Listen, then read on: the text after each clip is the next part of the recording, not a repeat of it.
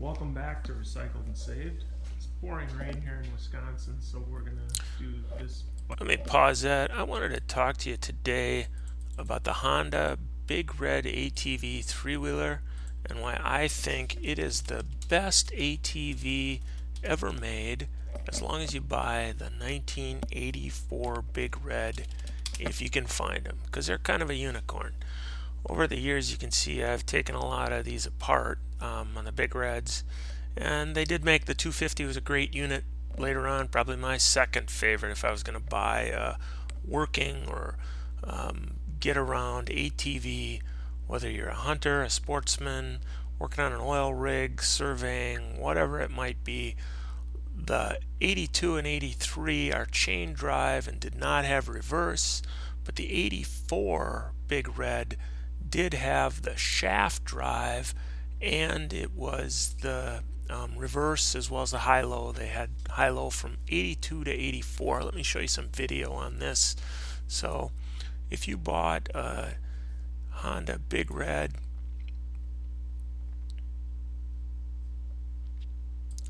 this is what they looked like. The things are pretty much better than a UTV, and I'll argue with anybody on that, because if you're going out in the woods and you need to go hunt, fish, whatever you're doing, if you've got a truck with a winch, you can get pretty much as far as that truck's going to go. And then it's about how far apart are the trees and how wide is the path or how close is the cliff. So a big wide UTV does you no good. TW big wheel motorcycle, kind of interesting, but pretty tough to pull a trailer or carry luggage or anything like that. So then you're back in the ATV land. And I got to tell you, of all the ATVs I've ever tried to get in to rough terrain on, you can go pretty much on a single track with a Honda Big Red, because you can find your way around and you just got the one front wheel and you can wiggle around the rear wheels to find your way. This is it. This is the answer. It's the smallest, the lightest, but still capable with all the racks and the storage under the seat to be able to go really out into the wild. If you're going to go on an ATV and don't know when you're coming back and you're really going out into the wild wilderness without roads, this is the unit to have. It's the smallest, it's the lightest, it's got a trailer hitch, and like I said, if you get the 84, it's got the reverse with the shaft drive.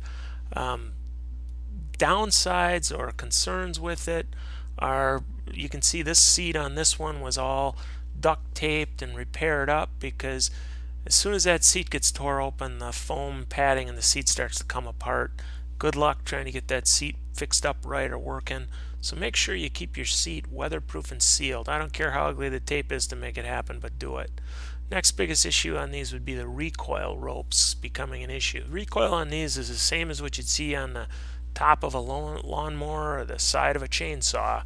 But if you've got this recoil, make sure you take care of it yourself or get a rebuilt. If you're going out in the wilderness, that's the one thing that's going to be a problem for you. Dead battery and that recoil. You can't really push start these very well by yourself. Next issue from a preventative standpoint is gas tanks. A lot of these, if they've been sitting for a long time, the gas tank can start to rust in the bottom on the seams. Go find a radiator shop that does radiators on like old Model Ts and stuff like that, and they can in fact take care of. Let me show you one that's in really great shape when we got it. And boy, if I could find one like this again, I'd be keeping it forever and riding it. So make sure you get that fuel tank taken care of and sealed, unless you find a unicorn like the one here I've got in this video. And then the other thing is flat tires on ATVs. Honda had these split rims that bolted together in the center, so sometimes they'd leak through the rim, sometimes they'd leak at the beads, sometimes the tires would need to be resealed. Well, now that you got green goop tire sealer, if you got a tire that's leaking, you can plug it. They're only running 8 to 15 psi. You're never going to have a problem with a plug tire on these. But if they're leaking out of the seam or the rim, green goop is going to solve that for you. Just put it in there anyway, even if it's not leaking. Then if you do run over, like a fence post or something on a fishing trip, it's okay and you're taken care of. The other two things you really want to take care of are the exhaust and the cables. So the exhaust on these, once they rust out, you're screwed. You're not going to find anything. So make sure when you get it, take the entire exhaust off and apart and spray it, coat it, and soak it with WD-40. Run it, get it good and hot, spray it, soak it, coat it again. It's kind of like seasoning a frying pan. Once you get it seasoned well, it isn't going to rust. So make sure you take care of the exhaust on these, because that's an expensive fix if you have problems with those. All the electronics, even the carburetor, you can get Chinese knockoff parts for.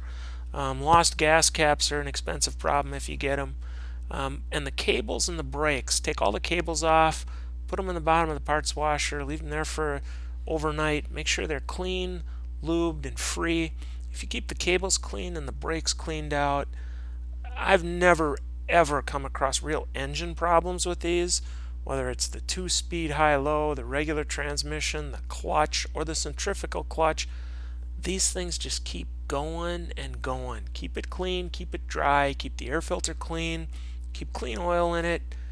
It's going to go forever. Again, I defy anybody to tell me that their John Deere 6-wheeler or their newer Big Red or their Polaris whatever is a better workhorse ATV than this Honda Big Red 200.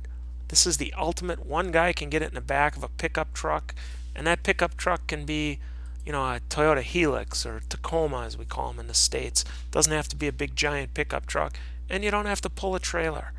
If you can get your truck way out into the woods to the point where the winch isn't going to get you any further in, pop the tailgate, take this, nobody's ever going to find you, or you're going to find the guy that thought nobody was going to find him.